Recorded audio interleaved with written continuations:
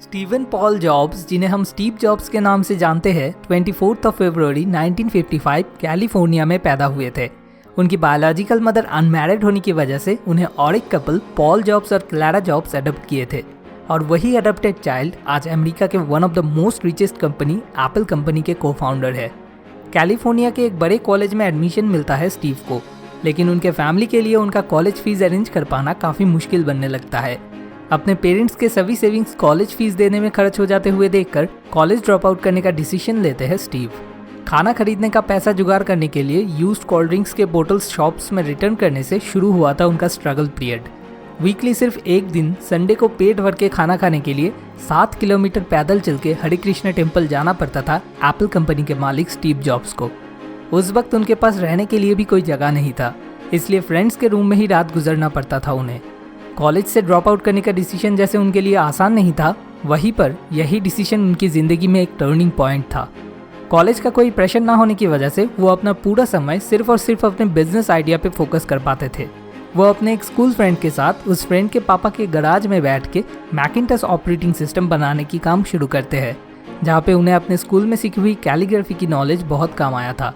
इस सॉफ्टवेयर को बेचने के लिए उन्होंने एप्पल नाम की एक कंपनी शुरू करने की कोशिश किया, लेकिन पैसा ना होने की वजह से तब वो पॉसिबल नहीं बन पाया। लेकिन 20 साल की उम्र में वो एप्पल कंपनी बनाने में कामयाब बने। कुछ ही सालों के अंदर ही अंदर ये कंपनी काफ़ी बड़ा होने लगा। 30 साल की उम्र में कंपनी की ग्रोथ काफ़ी अच्छी होते हुए देखकर स्टीव एक इंटेलिजेंट किसी को कंपनी में लेने का डिसीजन लेते हैं, ये सोचकर कि इससे उनकी कंपनी की ग्रोथ और भी ज़्यादा बढ़ेगी। पहले कुछ साल तक तो सब ठीक ठाक रहा, लेकिन उसके बाद उस आदमी का और स्टीव जॉब्स की थिंकिंग पैटर्न में बहुत सारे क्लैशेस होने लगे, जिसका इफेक्ट फिर कंपनी की ग्रोथ पे आके पड़ने लगा। ये वो वक्त था जब स्टीव को अपनी ज़िंदगी में सबसे मुश्किल समय का सामना करना पड़ा था। बोर्ड ऑफ डायरेक्टर्स की मीटिंग में स्टीव को उनके अपने बनाई हुई कंपनी से ही निकाल देने का फैसला लिया गया। पूरी तरह से टूट गए थे वो ये चीज़ कभी अपने सपनों में भी नहीं सोचे थे कि उन्हें अपनी ही बनाई हुई कंपनी से निकाल दिया जा सकता है। चारों तरफ ये न्यूज़ बहुत तेज़ी से फैलने लगा। मेंटली डिप्रेस्ड हो जाने के बावजूद भी उस दिन भी उनका अपने काम के लिए प्यार इतना सा भी नहीं कम हुआ था, और यही चीज़ उन्हें ज़िंदगी में फिर से उठने के लिए सबसे ज़्यादा मदद किया। एप्पल से फायर्ड होने के बाद 5 साल में ही उन्होंने नेक्स्ट नाम से और एक कंपनी शुरू किया। बस यही नहीं, उन्होंने पिक्सर नाम से और एक कंपनी शुरू किया जो उन्हें एक बहुत बड़ी सक्सेस की तरफ ले जाने लगा। स्टीव एप्पल से फायर्ड होने के बाद एप्पल की ग्रोथ दिन ब दिन बिगड़ने लगा, और सबसे मज़े की बात, कुछ ही सालों में मार्केट में टिके रहने के लिए एप्पल कंपनी को नेक्स्ट कंपनी को खरीदने में मजबूर होना पड़ा और स्टीव जॉब्स वापस से अपनी बनाई हुई कंपनी एप्पल में लौट आए। स्टीव मानते थे ये सब कभी पॉसिबल ही नहीं हो पाता अगर वो कभी एप्पल से फायर्ड ही नहीं होते। कुछ साल बाद उनके पैनक्रियास में ट्यूमर दिखाई देता है।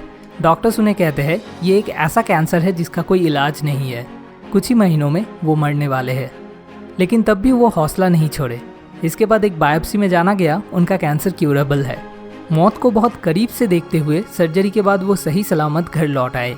स्टीव जॉब्स कहते थे, मैं बहुत जल्दी मरने वाला हूँ, यही चीज़ मुझे बहुत बड़े बड़े डिसीजन लेने में सबसे ज़्यादा मदद किया था। Unfortunately at the age of 56 उसी कैंसर की वजह से स्टीव जॉब्स हम सबको छोड़ के चले गए। 2005 में स्टैनफोर्ड कमेंसमेंट स्पीच में ग्रेजुएट स्टूडेंट्स के लिए उन्होंने खासकर एक ही चीज़ कहा था, स्टे हंग्री, स्टे फुलिश। आखिर में मेरा सबसे फेवरेट उनका एक कोट के साथ मैं इस वीडियो को ख़त्म करना चाहूँगा। उन्होंने कहा था, your time is limited, so don't waste it living someone else's life. आखिर में आपसे एक छोटी सी रिक्वेस्ट, अगर इस वीडियो से आपको सच में इतनी सी भी इंस्पिरेशन मिली हो तो ज़रूर इसे अपने फ्रेंड्स और लव्ड वंस के साथ शेयर करें, क्योंकि शेयर करके आप भी किसी को इंस्पायर कर सकते हो। और कमेंट करके हमें बताइए कि आप नेक्स्ट किनके लाइफ के ऊपर जीरो टू हीरो वीडियो देखना पसंद करोगे, क्योंकि आपको मदद कर पाना ही हमारा असली मकसद है। Be strong, B inspired.